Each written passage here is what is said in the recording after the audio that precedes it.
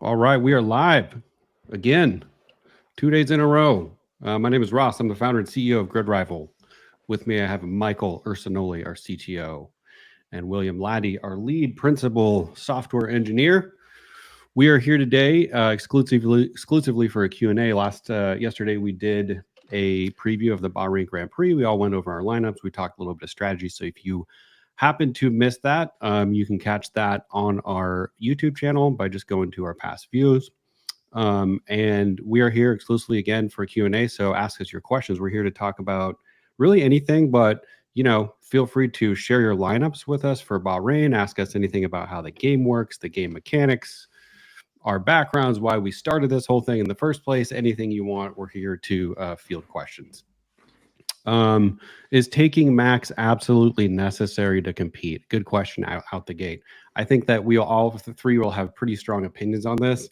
Not only is it not necessary, we would actually discourage it in the start of the season. So if you happen to watch the game guide and kind of spend some time reading the rules, you will learn quickly that one of the core strategies, or probably the core strategy involved in GridRival's contracts game, is making money off of the drivers that you have on your team. And the way that happens is that they go up in value during the period in which they're on your team. So let's say you sign a driver for 3 races and they're worth 14 million when you put them on your team, and over those 3 races they do really well and they go up to 16 million. Well, once they're released from your team, that $2 million increase gets added to your bank. And so the next time you sign a driver, you get to spend $2 million more.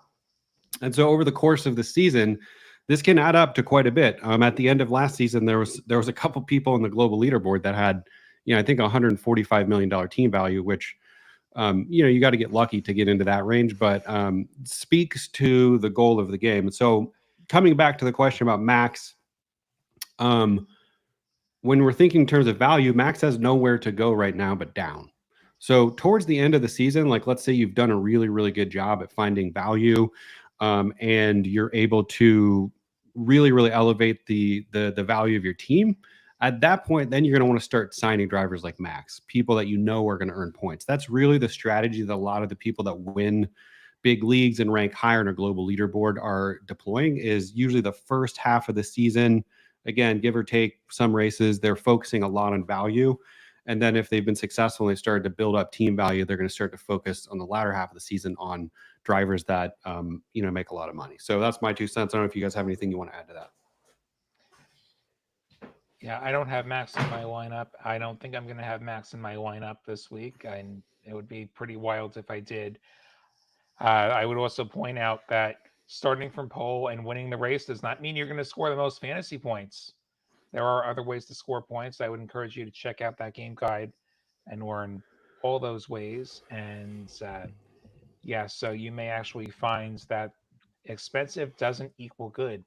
Yeah, and if you're like me, I'm fairly on the impatient scale. I'm towards one side, and so I made a quick. If you're on Instagram, find us on Instagram. I have like a 4-minute summary that talks about all the biggest mistakes that new players make. So it's probably the most condensed thing you could watch in terms of getting up to speed.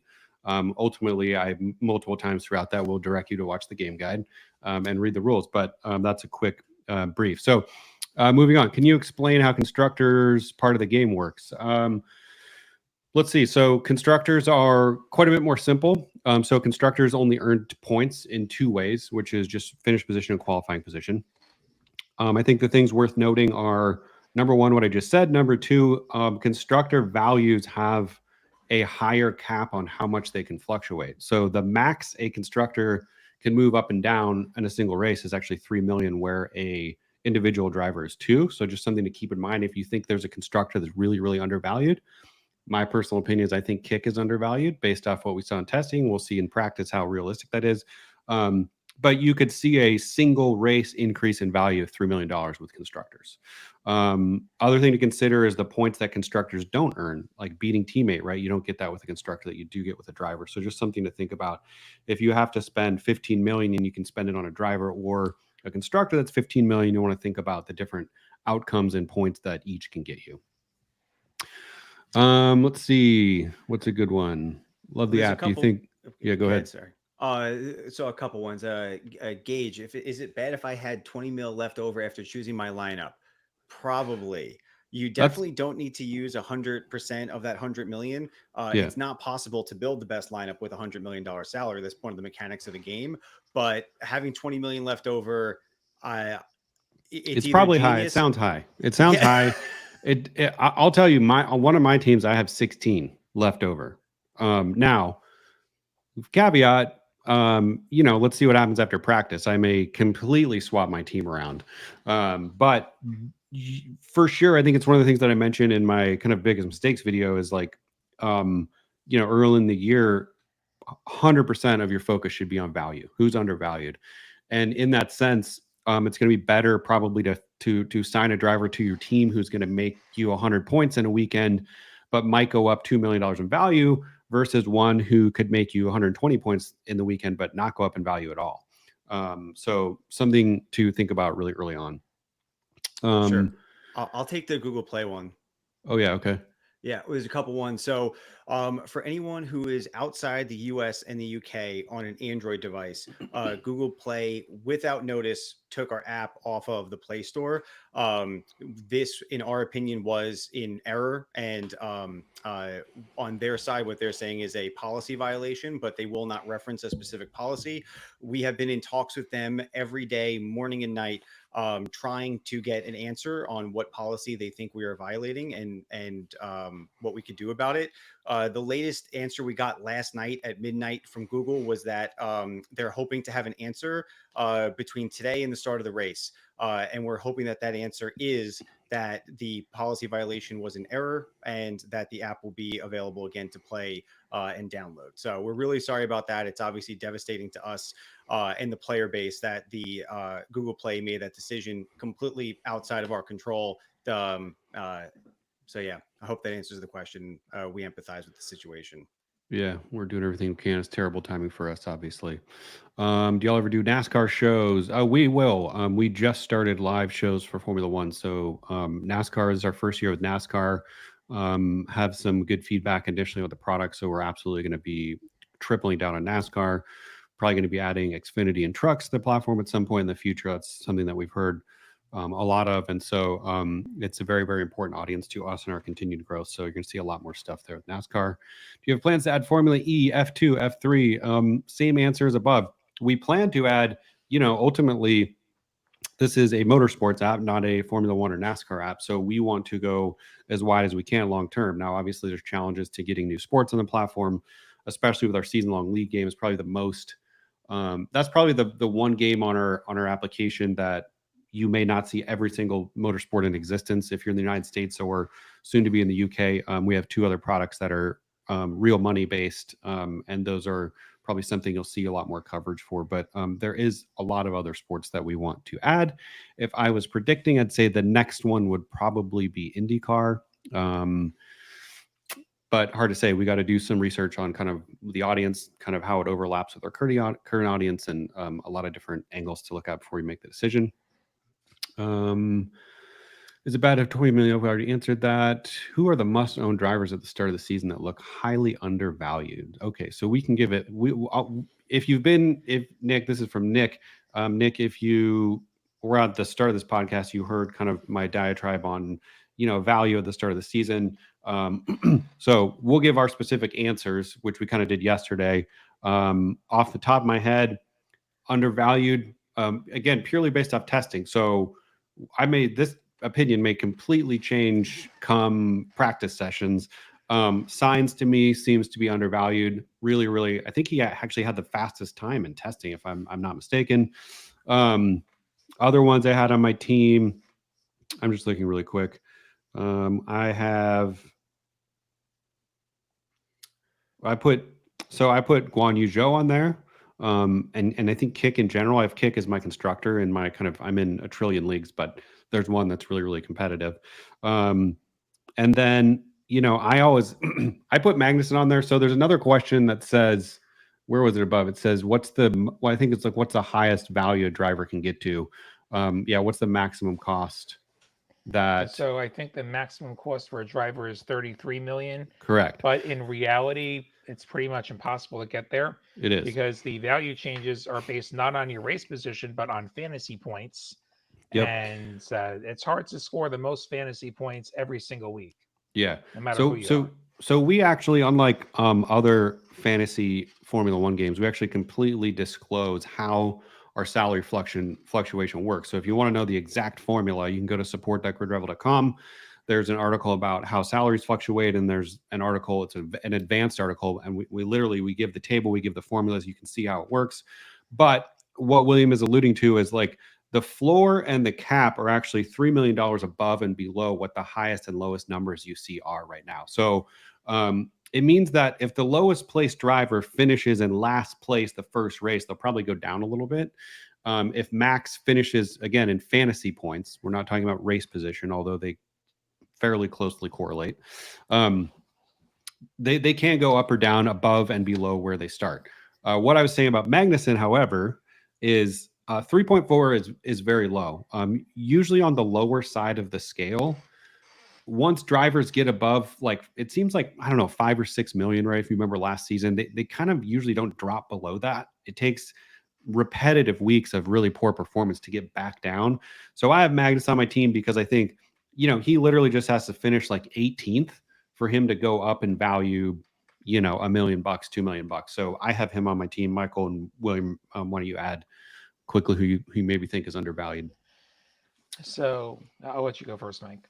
I think we're probably going to say the same thing. I think William and I have been talking a lot about racing bulls between each other and what Yuki and Danny Rick can do for the team and the changes to the car this year.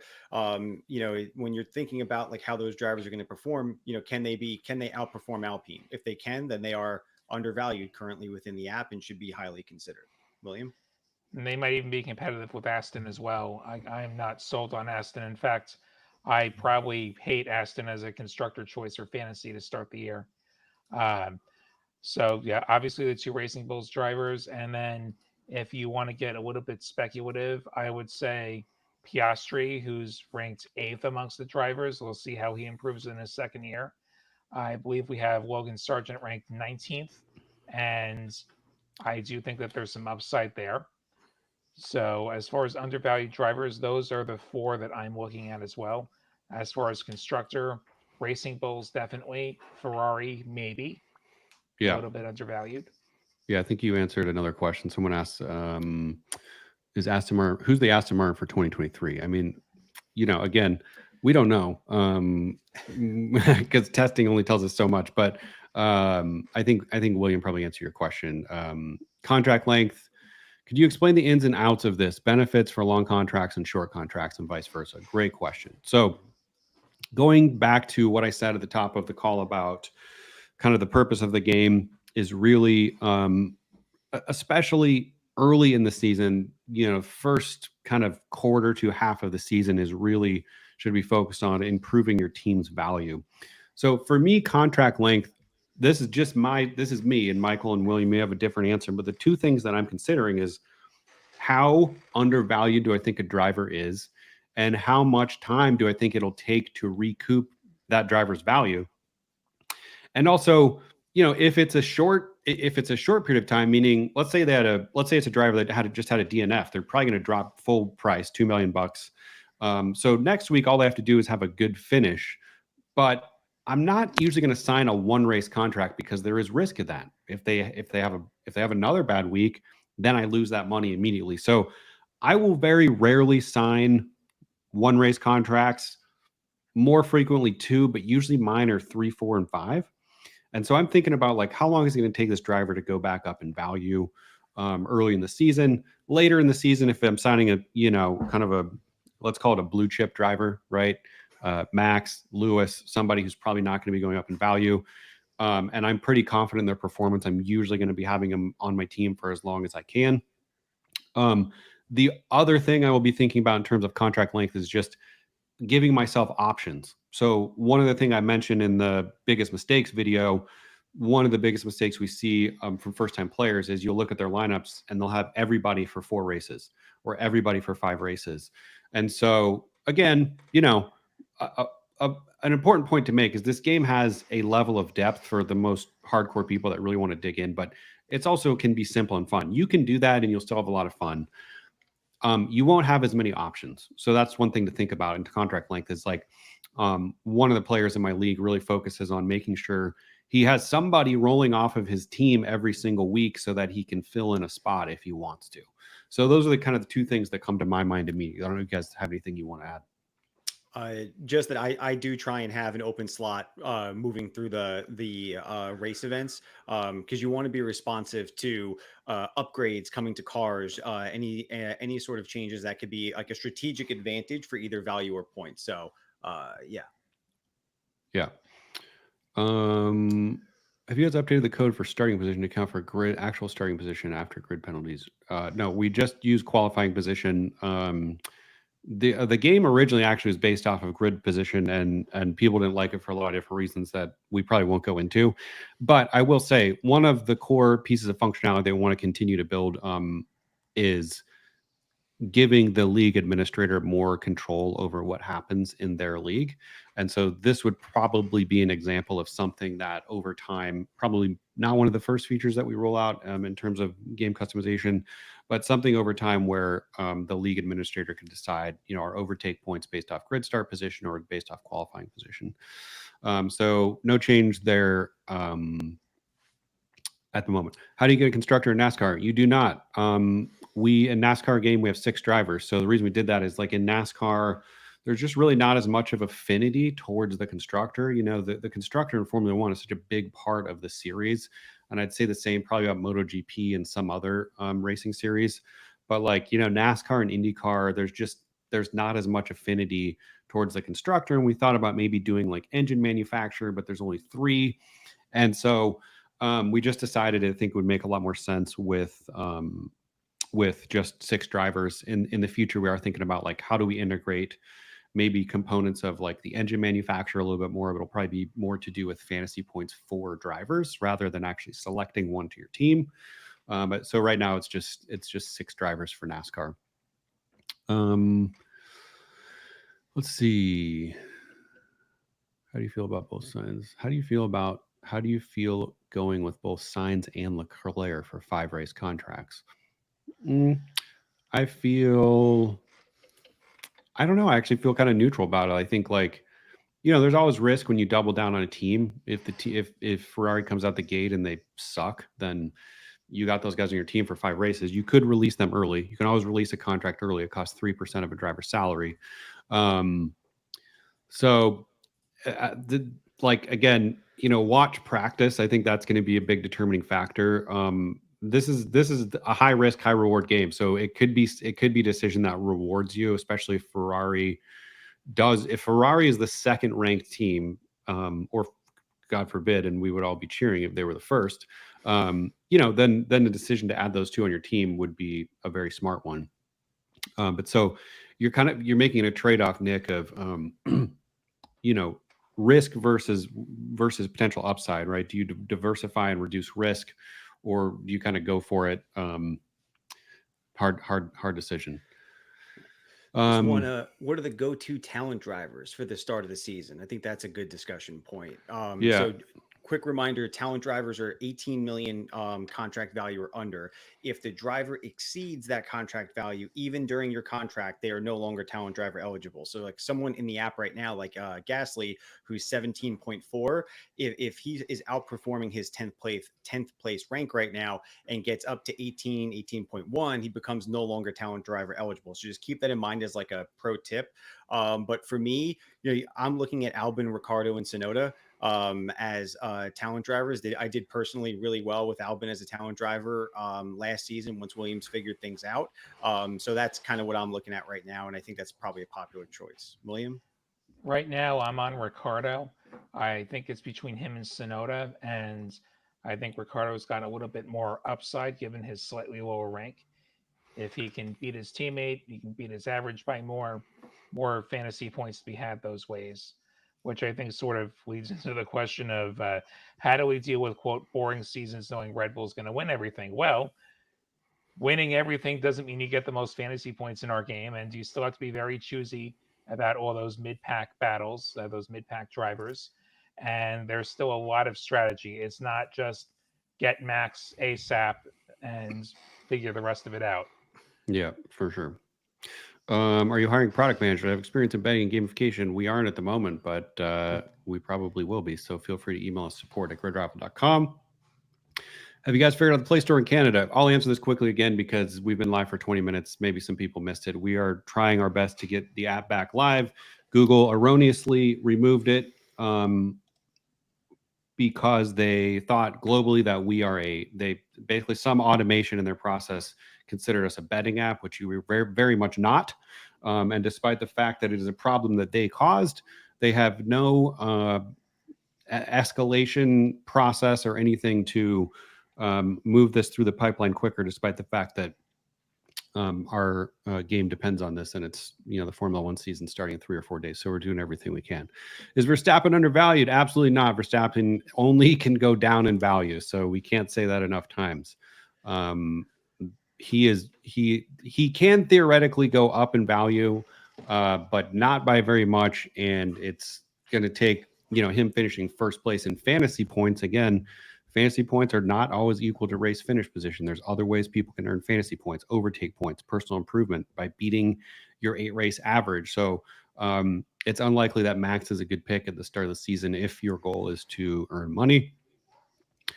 Is it best to have drivers from 5 different teams, Leanne? I think we kind of answered this with the gentleman above. I don't know that there's, it's a trade-off. If you make good picks and you end up finding two folks on the same team who are really undervalued, I think it could be a good one. It could also, expose you a little bit more to risk if the team isn't doing well. Stuff like double DNFs. There are periods of time where we usually have 2 drivers from the same team on my roster, but it's not a common thing that happens for me personally. Yeah, I do like to have 5 chances to score teammate points whenever reasonable.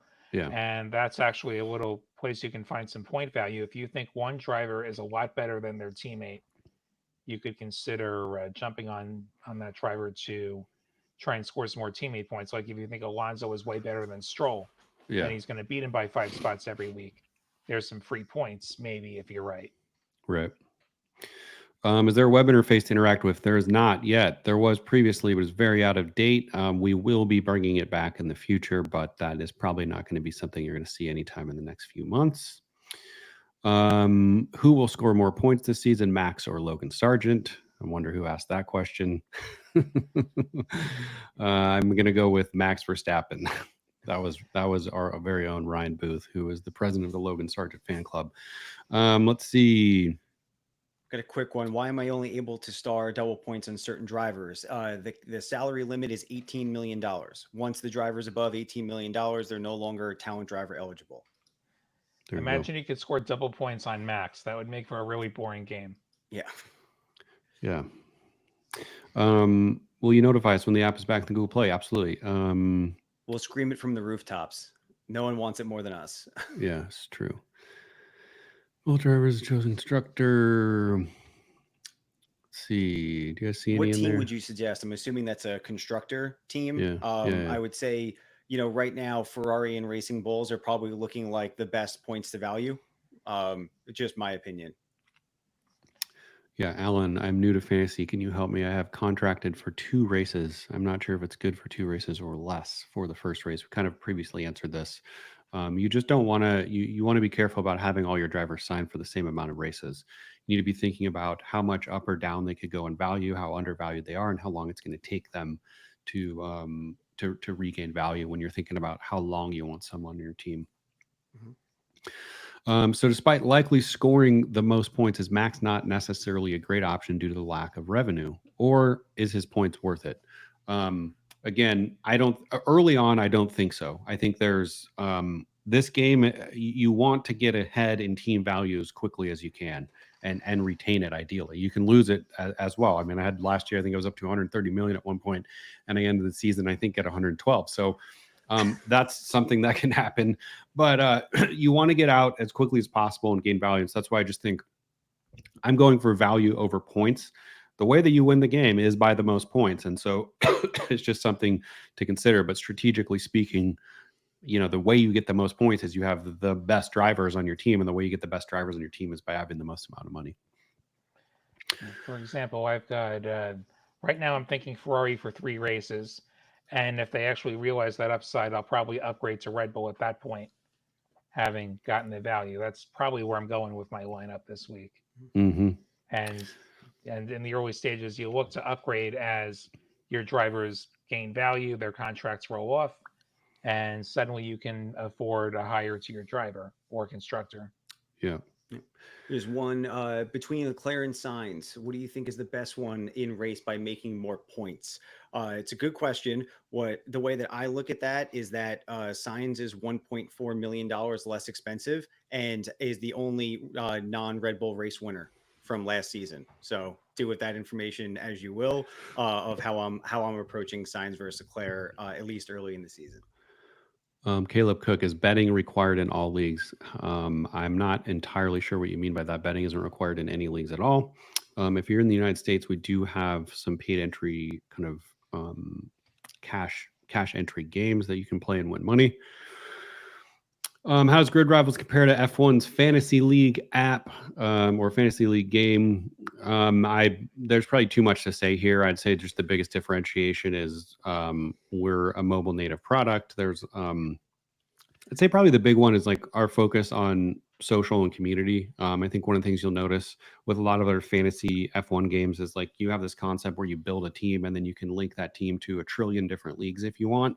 And it's not very personal. And we really believe that fantasy sports is something that is meant to elevate the excitement and community and camaraderie of the sport, especially in motorsports, because I think unlike a lot of traditional sports, motorsports fans, we notice, tend to kind of enjoy the sport in a more closed manner by themselves. And it's not necessarily because they don't want to connect with other people. It's just some by the nature of how things have developed and grown in this sport.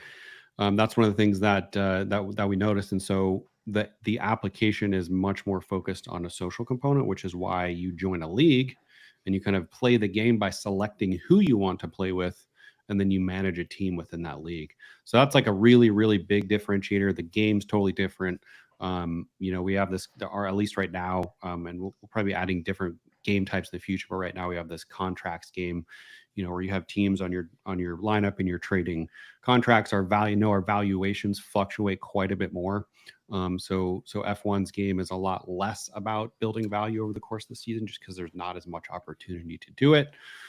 So there's lots and lots of considerations between the two. Go ahead, Michael. Also, the biggest one is that we are a motorsports app. So we have NASCAR Live. We're looking at launching other racing series in the future. So you will be able to cross-pollinate between all of your favorite motorsports and not have to have an account with 9 different fantasy apps for all the different sports.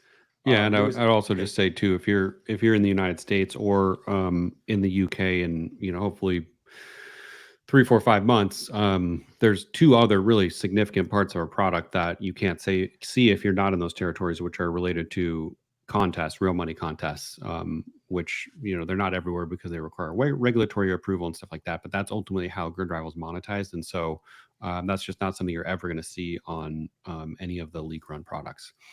Our NASCAR Xfinity Trucks driver is going to be added. I answered that earlier. The short answer is yes. Do I know when? No. If I could choose, it would be absolutely as soon as possible, but we have a lot of different priorities we got to work on internally. I got one that I know William would be passionate about. I got one. Go for it. Let me do this one. Saviors. Okay. How does GridRival address problems of boring seasons knowing Red Bull is going to win everything? Great question. Literally the reason that we created the game. Specifically for Formula One, it's a predictable sport in terms of motorsport series, right? The way you address it is by playing GridRival. that's the number one thing I could say.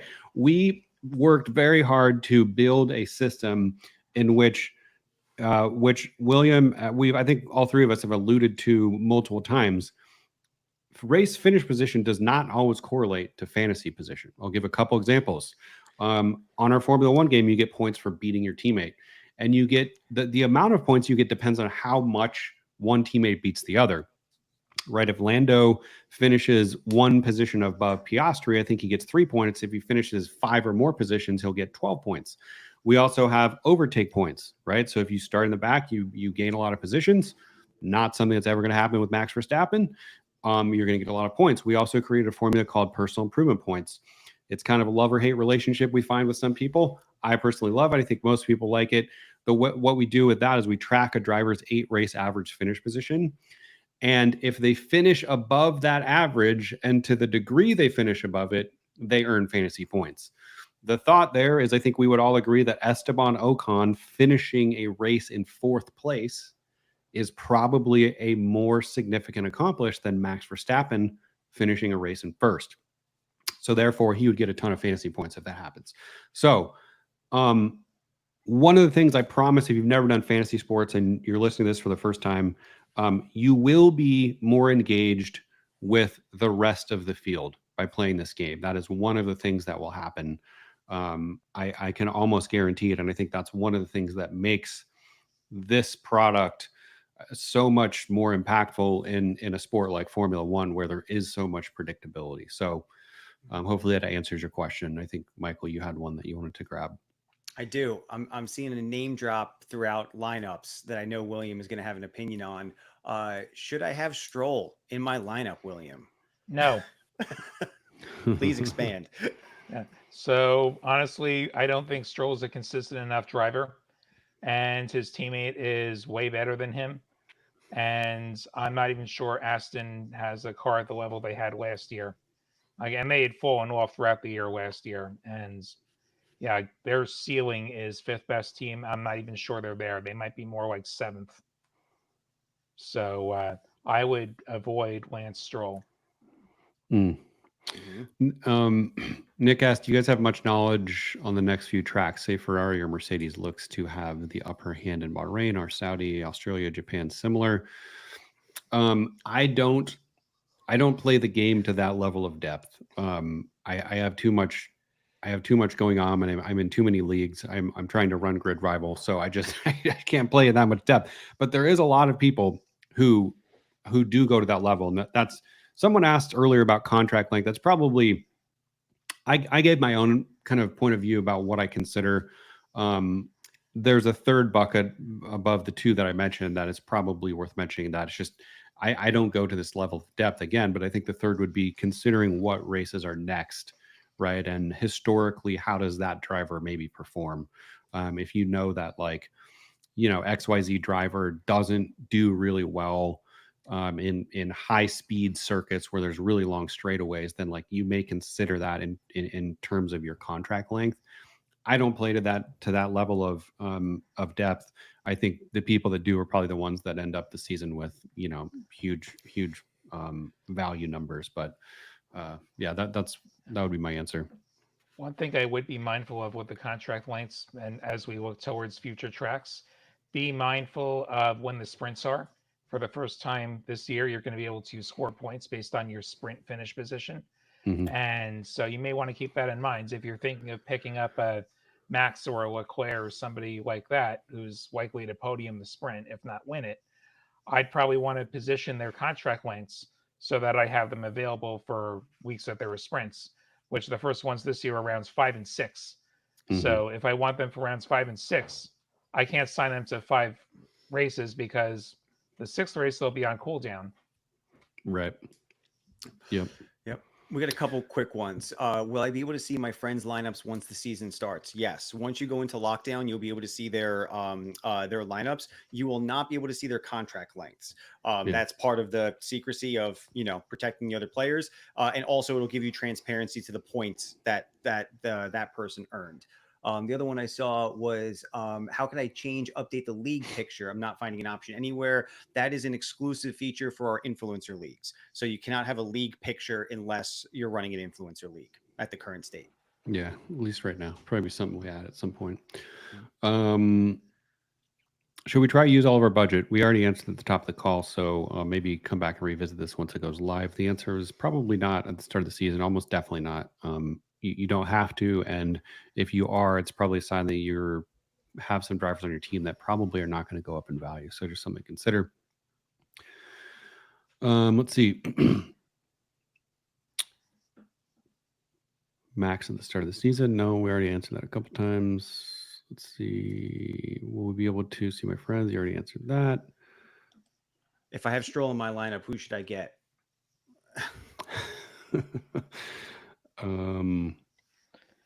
William, do you want to answer that? Okay. It's who should you get instead of Lance Stroll if you're looking? No. I think the question was, if I'm set on Lance Stroll, what team should I build around him? Oh Okay. no, it was the opposite. If I have Stroll in my lineup, who should I get? Oh no, you're right. I have Stroll in my lineup. Who should I build around with? Yeah, there's definitely two ways you can interpret that question. We'll start with I love Lance Stroll. I'm all about Lance Stroll. I'm gonna build a lineup with Lance Stroll as the centerpiece. So I would say that you should be looking at still some of those other value drivers we talked about. I would want to have at least one of the Racing Bulls drivers, Sonoda, Ricardo. I want somebody who's somewhat better as far as their average finish. Like I probably want a Ferrari driver. I think Piastri's a little bit speculative as far as how he'll improve in his second year, but I look at him. If you need somebody who's less expensive than Lance Stroll, I'm thinking Bottas right now, as far as sort of the bottom tier prices. Constructor wise, Racing Bulls is a good choice as far as building value. I think Ferrari gives you a pretty good balance of upside and points, even if they don't have quite the upside that Racing Bulls would. So those are my thoughts as far as if you want Lance Stroll. If you decide Lance Stroll is not a great idea, see what I just said about some suitable alternates at that price tier. If targeting points, better to load high-end drivers with a bottom-tier constructor or mid-tier drivers with a top-tier constructor.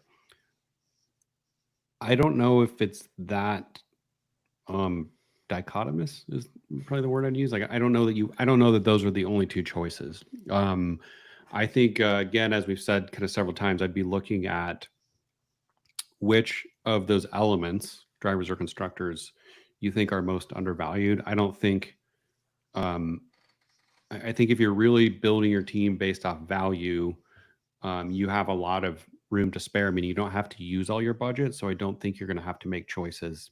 I don't think that's a trade-off that you have to make at this stage. Let's assume there is a stage where you have to make that trade-off. Maybe what would my answer be? I don't know. It would depend. I think the things I would be thinking about are what I mentioned earlier, is that drivers earn points in a lot of different ways, right? So a constructor isn't going to get points for being a teammate. They're not going to get improvement points. You can't select them as a talent driver. So a lot of different things that constructors don't get. On the flip side, constructors do fluctuate in salary more than drivers. The max price adjustment up or down a constructor can have is $3 million versus $2 million for a driver. So I think there's just trade-offs, and it really is going to depend on the exact circumstance that you're in for the season, unfortunately. Is Haas team undervalued? In my opinion, in contrast with Kick, they should deserve more. Well, in Will Buxton's opinion, I think that they're probably overvalued. But I don't know. I think, time will tell. I think if you think they're undervalued, you should add them to your team. That would be my opinion. Watch practice, see how they do. Somebody always has to be the bottom of the roster starting out the season. And this year was Haas, based off of how they finished last season and kind of everything, that all the data gathering that went into how we restart salaries for the season.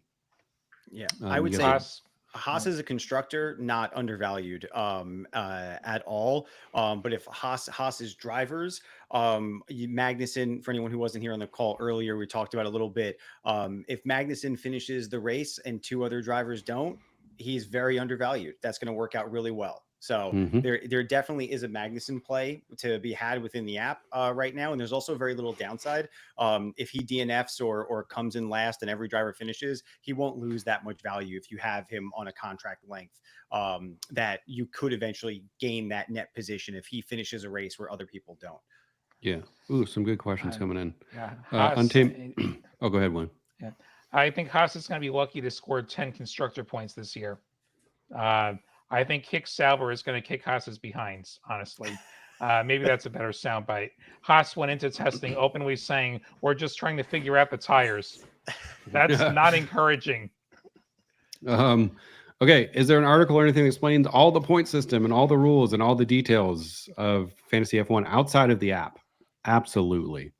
You can go to support.gridrival.com. You can do that outside the app. You can do that on your browser. And there is a plethora of information.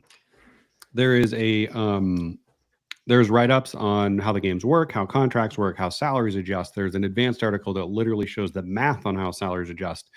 All of the game guide videos that you see in the app can be found on YouTube as well. So there are multiple spots to get up to date if you're wanting to do it on kind of like a desktop or browser, not inside the app. I'm going to ask this most recent one. We'll go back to the other two specifically about lineups. Will we ever get real-time scoring during the races? I think that's one of the funnest parts of the game. 100% you will. William actually will be the one that builds real-time scoring. Yeah, I look forward to actually having that at the top of the priority list. I wanted this for a long time. I 100% agree with you, Paxton, that is the best part about fantasy, sweating it in real time. Yeah. And we have a feature request board, by the way, for anybody that wants to vote on or submit new features for the application. You can find that at feedback.gridrival.com. And you'll see there the highest ranked, the highest voted feature requested for our leagues game right now is real-time scoring. So I think that you're not alone in wanting to see that. And it's a priority not only for our season-long fantasy game, but for in the US and UK, our paid entry kind of daily fantasy contests as well. Okay. What are some of the different philosophies in creating a lineup going into the first race of the season? Yeah, I think I don't know that there's different philosophies. I have my one philosophy, and that's just mine. And we've talked about it a little bit, but you really want to be thinking about value. You want to be thinking about what drivers are undervalued. The goal of the game is to win as much points as you possibly can over the course of the season. The way you win the most points is you have the best drivers on the team. The way you get the best drivers on the team is you have as much money as possible over the course of the season, so you can spend the most on drivers. Some of the really experienced players you will see towards the end of the season this year are going to have 140, close to $150 million in team value, meaning they've created an additional $50 million in value by finding and selecting drivers that are underpriced and having them go up in value while they're on contract. And you get that extra value added to your team. So that's all I'll say. There's plenty of videos about that. The game guide talks exclusively about kind of team value and how to think about it. But that is probably the most important thing I could say in terms of strategy for the start of the season. Is Lewis undervalued? Yep. Is Lewis undervalued? Yes, possibly. He is possibly undervalued. I think based off testing, I don't know that he's undervalued, but testing is, as we all know, sometimes a very far indication of what we see in practice and first qualifying. So, I would say if Lewis is setting times in practice where he's in the top 6, I would say he's probably for sure undervalued on GridRival. Yeah. And I would just look at Thursday. We'll know on Thursday, but look at Hamilton versus Sainz. They're very close in the salary gap right now. And if Ferrari has the second best car on the grid, there's potentially more upside in the Sainz pick than the Hamilton pick. So I would look at that as my pro tip. The one thing that worries me about both of those drivers as we go through the season is that they are both lame ducks with their team. And sometimes towards the end of the driver's run with the team, you might see them left out of the loop. You might see them not getting the upgrades. So be mindful of that as the season goes on as well. Like you might even outwardly see the relationship start to break down. So watch out for that as well. Let's see. Many friends told me the App Store is telling them GridRival is no longer available. I'm assuming your friends are on Android and they are not in the United States or the UK. Again, Google erroneously took our app out of the App Store outside of those 2 locations. And they are claiming that I think what happened is they have some automated processes or bots that run, and those somehow thought that our app was a gambling app, which it is very much not. And they unfortunately do not have any sort of process to expedite The appeal that we have to go through to get it back online, despite the fact that it was their fault and their problem, we're doing everything we possibly can. We're super sorry, but we think that it should be back up soon. Someone asked the link to the articles I just talked about, support.gridrival.com. I'll type it in right here and you can find everything there. Any red flags with my team? Yuki, Ricardo, Sainz, K-Mag, Lewis, Ferrari. This sounds like a good lineup, I think. Yeah, good lineup. Good I like choices. the lineup.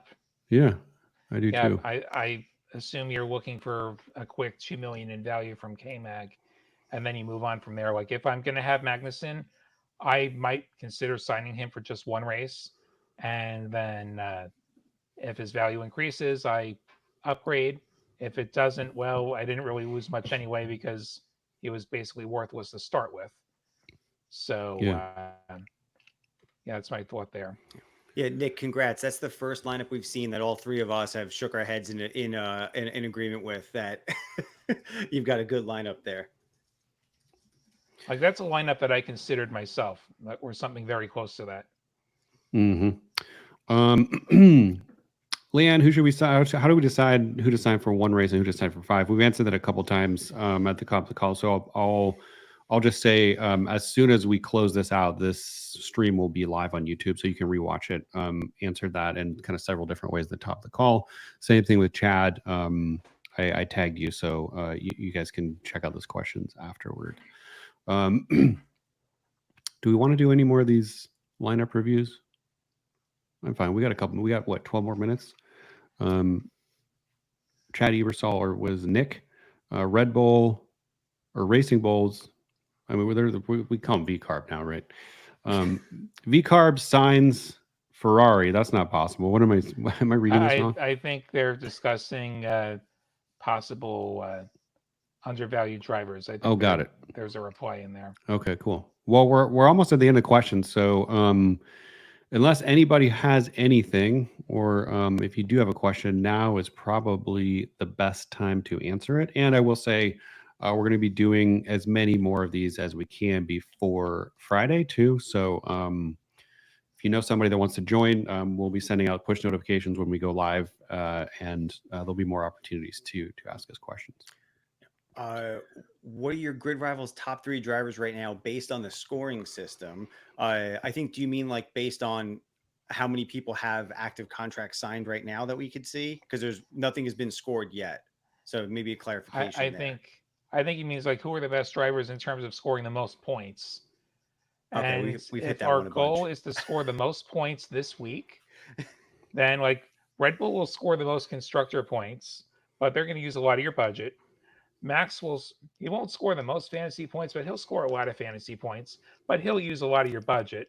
You know, the trick with this game is you can't be super top heavy. If we're talking about lower price drivers who have a bunch of fantasy point upside, I would look at probably Sainz, Hamilton, Sonoda, Ricardo, Piastri, and yeah, those are my thoughts as far as who's likely to score a lot of fantasy points. One thing worth considering is sometimes being a contrarian pays off, especially if you're in a league, with a smaller league, a private league with your friends. And if you're not, I would highly encourage you to do that. That is when this will be the most fun. I'm looking in the Grid Rival, just like the Global League, which has, I don't know, 7,000 people or whoever's in it. I'm just looking at league adoption. Probably statistically significant in size, and meaning, you know, these league adoption numbers are probably indicative of most of the players on the game. So 48% of people have Max on their lineup. So those are the people that are not on this call and haven't watched the game guide. But if we're talking about being a contrarian, which sometimes pays off, right? Because we're all picking from the same lineup. So again, if you're in a small league, if you're playing with 5 or 6 of your friends, a lot of times you guys are all thinking the same way, or girls are thinking all the same way. And so sometimes it pays off to really look at that league adoption statistic.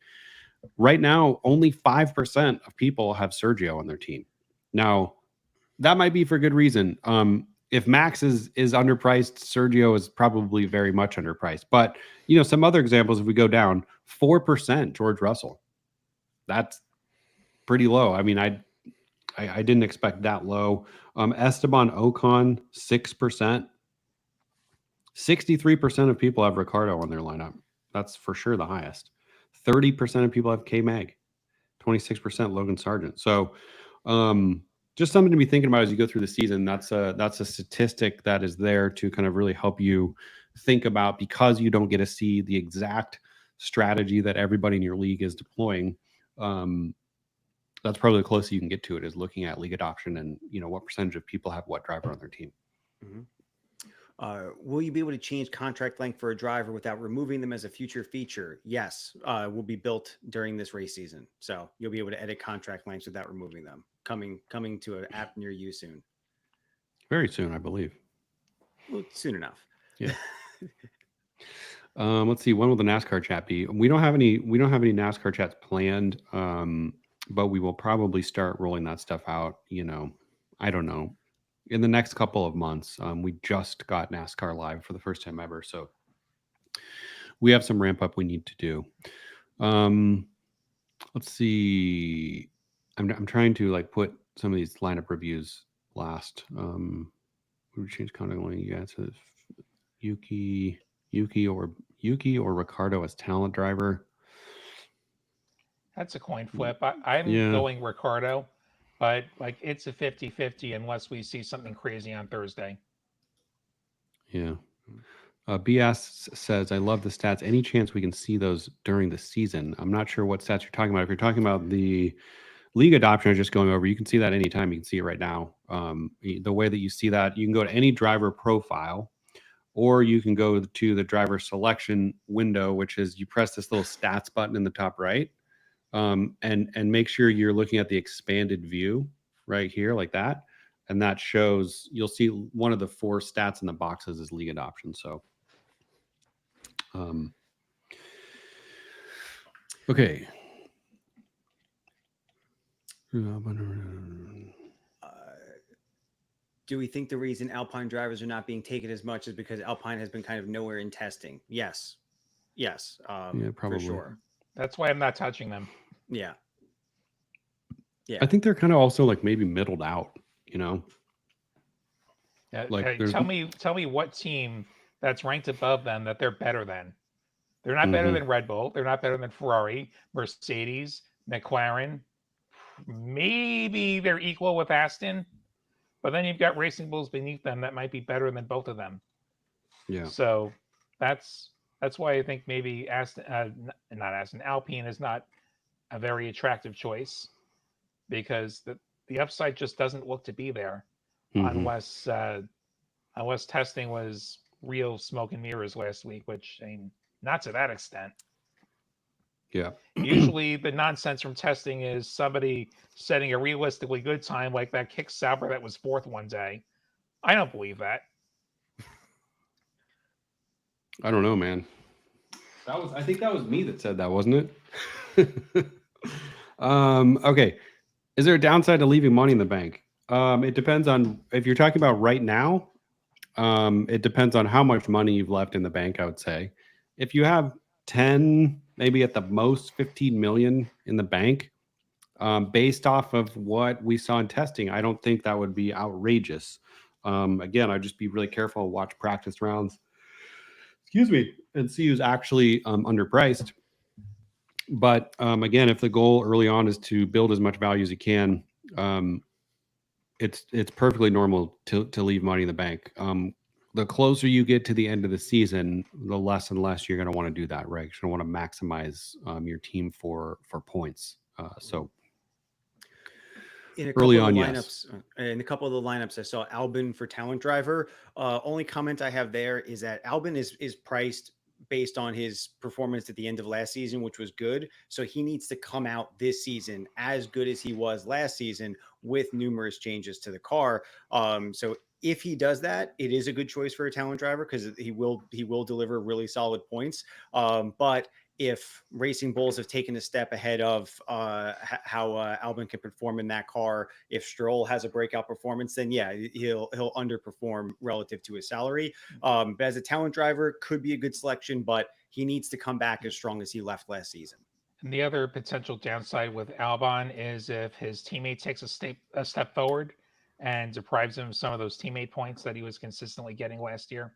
Mm-hmm. So I've said before, I think Sargent has some upside, and if that's the case, that will equate to some downside for Albon, who I think was somewhat buoyed by those teammate points last year.